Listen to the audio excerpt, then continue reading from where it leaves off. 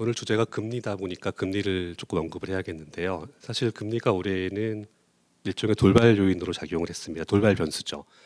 사실 저희가 작년 말과 금년 초에 2022년도 부동산 시장을 전망할 때는 크게 근거로 삼았던 두 가지 축이 있습니다. 한 가지는 대선을 앞두고 나왔던 양쪽 정당의 대선 공약입니다. 공약 내용을 보게 되면 전면적으로 부동산 규제가 좀 더 해제될 것이다, 완화될 것이다라는 내용들이 있었고, 여기에 병행해서 주택 공급을 많이 하겠다, 즉 집을 많이 짓겠다라는 얘기가 있었습니다. 집을 많이 짓게 되면 단순하게 집만 지어지는 것이 아니라 관련 인프라가 함께 들어가게 됩니다. 그리고 이런 부분들은 모두 해당되는 지역의 개발 호재로서 작용을 합니다. 그리고 두 번째 축은 미국의 연준이 기존 스탠스에서 크게 벗어나진 않을 거란 예상이 있었습니다. 그리고 실제로 작년 올 초까지는 실제로 그렇게 보였습니다. 근데 갑자기 이것이 올해에 들어와서 좀 바뀐 거죠.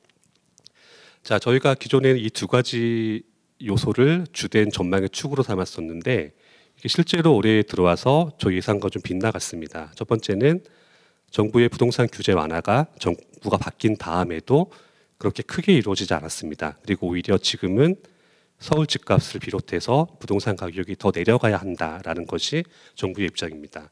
자, 이런 상황에서는 선거 공약에서 뭐가 나왔든지 간에 단기에 부동산 규제 완화가 현격한 수준으로 이루어질 가능성은 높지 않습니다. 그리고 올해 중반이 들어서면서 이제 미국 연준의 기준금리가 갑자기 크게 올랐습니다.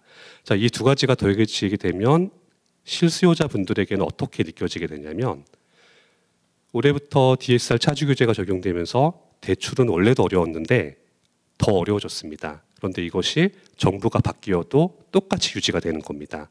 그런데 여기다가 금리가 오른다고 하니까 사람들 입장에서는 대출은 원래 어려운 거였는데 이제 앞으로는 여기다가 이자 걱정까지 해야 된다, 이렇게 상황이 바뀌는 겁니다.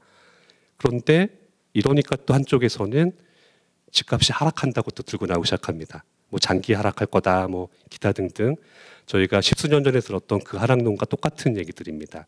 이렇게 나오기 시작하니까 이제 사람들이 집을 새로 사야 되나, 이런 부분들에 영향을 많이 끼치게 되는 겁니다. 대표적으로 지금 서울 수도권을 조금 넘어가기 시작하면 지방권 아파트에서 미분양이 나오는 곳들이 좀 있습니다. 서울도 일부 마찬가지고요. 또는 청약 경쟁률이 떨어지기 시작합니다. 자, 이런 것들이 모두 합쳐지는 것이 지금의 상황이기 때문에 단순하게 뭐 작년까지의 뭐 부동산 상승률이 너무 가파랐기 때문에 뭐 내려간 거다, 이런 얘기는 맞지 않습니다.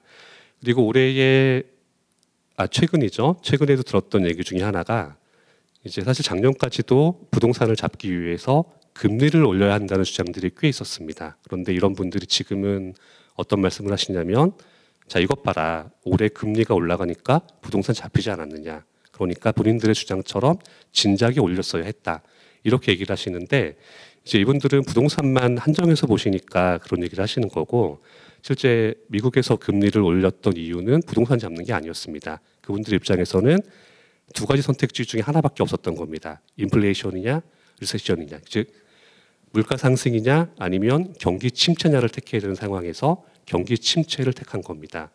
그래서 한국에서 부동산을 잡기 위해서는 금리를 올려야 한다라고 하는 사람들의 주장은 좀 범위가 서로 다릅니다. 미국 쪽이 좀 더 넓죠. 이런 차이가 있는 상황이기 때문에 저희 예상이 좀 틀렸습니다. 올해도 크게 오를 줄 알았는데 크게 오르는 것보다는 지역별로, 그리고 전체 지역이 아니라 일부 지역에서도 다시 세분화가 이루어져서 양극화가 좀 더 진행되기 시작했습니다. 굳이 규모를 따지자면 가격이 버티거나 오른 지역보다는 좀 더 하락한 지역이 많은 겁니다.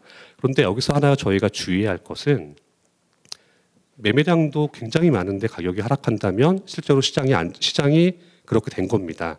그런데 하락 거래가 일부 나타나고 있긴 하지만 그 매매량이 많지는 않습니다. 이 얘기 뭐냐면은 급매물 중심으로 소진이 되는 겁니다. 그 때문에 이건 뭐 시장이 앞으로 영원히 망할 거다, 이렇게 보는 것이 아니라, 어떤 사람들은 이 와중에도 종전보다 가격이 좀 더 내려간 것들은 사는 겁니다. 이 사람들은 이게 다시 올라가거나 더 떨어지지 않을 거라고 믿는 거죠. 어떤 사람들은 파는 거고. 그런데 그런 파는 분들도 전부 다 집을 팔고 임대를 가시는 게 아니라 자기 집 팔고 딴 집으로 이사 가는 경우도 또 많습니다. 그래서 이 두 가지 수요는 구분할 필요가 있습니다. 그리고 지금 상황이 이렇고요. 그래서 마지막으로 하나 정리하고 싶은 말은 연차가 있으시거나 혹은 연배가 있으신 분들은 사실 연 3%, 5% 이런 이자를 처음 겪은 건 아닙니다. 예전엔 그랬거든요. 그러니까 지금 그러니까 이제 좀 더 연배가 낮으신 분들이죠. 그 예전에 그 상태를 그 금리를 겪지 못하신 분들 이제 이런 분들에게는 금리라고 하는 것은 원래 매우 낮은 것이었는데 지금 갑자기 올린다고 하고 많이 오른다고 하니까 이것이 이제 앞으로 뭐 폭락한다 위기다 이런 식의 주장도 일부 있는데 사실 제 개인적인 의견으로는 그렇게 크게 염려하지 않으셔도 될 것 같습니다. 왜냐하면 지금 여기 계신 분들 대부분은 좀 액면가가 있으셔서 아마 이미 5%, 6% 금리는 예전에 다 겪으신 것들이고요. 그러니까 전에 한번 겪었던 게 한 번 더 온다고 해서 그게 큰 문제가 되진 않습니다. 문제라기보다는 공포가 되진 않습니다. 그리고 뭐 일부에서 얘기하는 집값이 뭐 장기 하락이고 이렇게라고 믿으시는 분들은 복잡하게 하실 거 없이 집을 파시면 됩니다.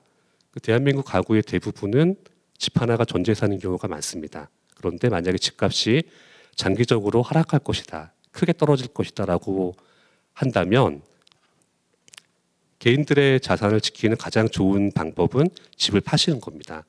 그래서 집을 파시고 언제일지 모르는 그 하락의 기간 동안 임대를 사시면 되는 거죠.